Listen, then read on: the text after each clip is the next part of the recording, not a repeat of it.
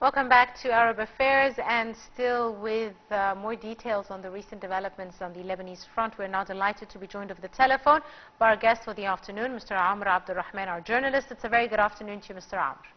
And a very good afternoon to you. I'm even more delighted. Thank you very much, sir, for your time and for joining us today. And of course, Hezbollah said today that a second senior commander was amongst the 16 fighters killed in an Israeli airstrike on its Beirut stronghold. And this comes hot on the heels of a sabotage attack on the communications devices that we saw earlier in the week that killed 37 people in Hezbollah. How do you see this recent escalation, Mr. Amr? Of course, it's a great and it's a dangerous escalation of the situation. And I believe this is trying to expanding the conflict and trying to escape forward from the Israeli failure in Gaza Strip, despite the brutal and criminal attacks and assaults against the Palestinians and the Arabs in the occupied land. Now Israel is trying to attack more Arabs in Lebanon. I believe the conflict has taken another phase and dragging the whole region into an international conflict. The Zionist existence is led by a terroristic government that is trying to grab the whole nations, the Arabic nations and the nations in the region, into a deeper conflict to cover up for its own failure in Gaza Strip, and never achieve that. They have never achieved most of the goals they have declared after the operation October 7th. I believe also that those assaults will only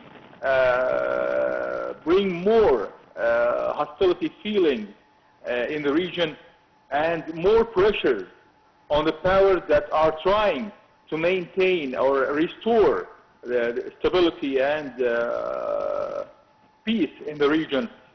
I believe it's time for the international community to take a stand against the Zionist existence, crimes. Despite, I also preserve on the title of Hezbollah as a resisting power. I believe it's not a resisting power, as it's one of the arms of Iran in the region that is covered with an Arabic face to cover up for the Iranian agenda in the Middle East. Right. You mentioned the issue of the international community, and now is the time for action by such a community. And we've seen the U.S. Defense Secretary Lloyd Austin voicing fresh concern about this escalation between Israel and Lebanon's Hezbollah during his 6th call with his Israeli counterpart in less than a week, and he has urged diplomatic resolution to the crisis. How do you see this call, and what does it mean? What is it being met by, in your opinion, Mr. Amr? Well, a deep concern, of course, is the situation that most of the nations and the states all over the world is feeling and declaring and expressing its opinion and situation right now. But what we really need here is an action taken by the UN and the international community powers to put an end to the conflict. The root of this conflict is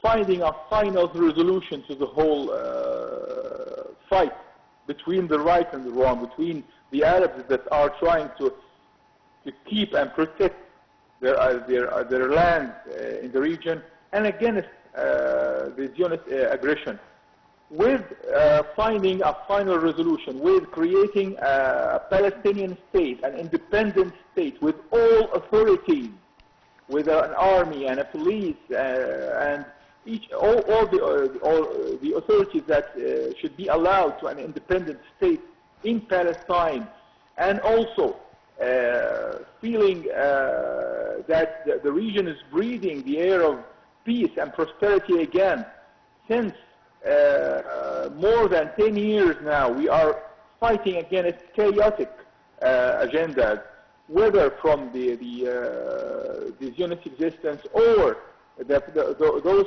vicious powers that are trying to cultivate chaos and violence in the region. Time for the international community to take a stand against that agenda. And now, on this note as well, more than 130 leaders from all over the world are going to be meeting at the United Nations next week to discuss, the issues related to the conflicts in the Middle East and, express their frustration at the slow pace of these efforts being exerted to end the conflicts. What are your expectations regarding this meeting? Do you expect any, action on the ground to result of it? I am optimistic, of course. When there is a gathering powers and gathering of opinions like this way, we can expect true pressure against the Zionist resistance, and we can reach out for a final resolution. We need to stop the war in Palestine, in Gaza Strip. We need from the Zionist existence to withdraw from Salah ad-Din corridor and from Netzarim corridor and from whole of Gaza Strip, and to start giving us true steps toward admitting the rights of the Arabs in the occupied land. And of course, I believe that most of the world right now realizes how important those demands are. And I believe also that Israel has realized that fact, and that's why it's trying to maneuver to transport the front of the conflict from Palestine into another front, which is Lebanon. Absolutely. Right. On that note, I'd like to thank you very, very much, Mr. Abdulrahman, our journalist and our guest for the afternoon. Thank you, sir, for your time and insight on today's edition of Arab Affairs. Still with more news, the Israeli occupation forces have now killed 27 Palestinians in the north and central areas of the Gaza Strip. We have more details in this report.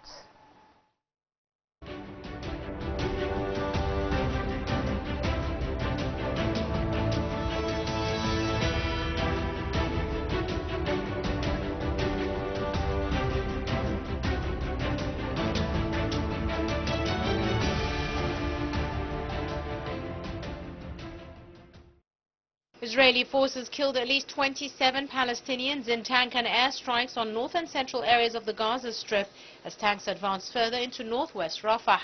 Palestinian health officials said shelling by Israeli tanks killed 8 people and wounded several others in the Nusayrat refugee camp in the central area of Gaza, and 6 others were killed in an airstrike on a house in Gaza City. In the northern town of Beit Hanun, an Israeli strike on a car killed and wounded several Palestinians. In the southern city of Rafah, where the Israeli army has been operating since May, tanks advanced further to the northwest area backed by aircraft.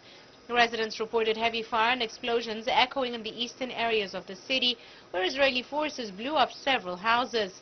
Israeli military has said forces operating in Rafah had in past weeks killed hundreds of Palestinians, and fighters located tunnels and explosives and destroyed military infrastructure. In a new challenge to the Palestinians displaced in the Mawasi area in southern Gaza, many were concerned about the danger of high waves. Some tents put up close to the beach flooded last week. Israel's subsequent assault on the enclave has killed more than 41,000 Palestinians, whilst displacing nearly the entire population of 2.3 million, causing a hunger crisis and leading to genocide allegations at the World Court that Israel denies.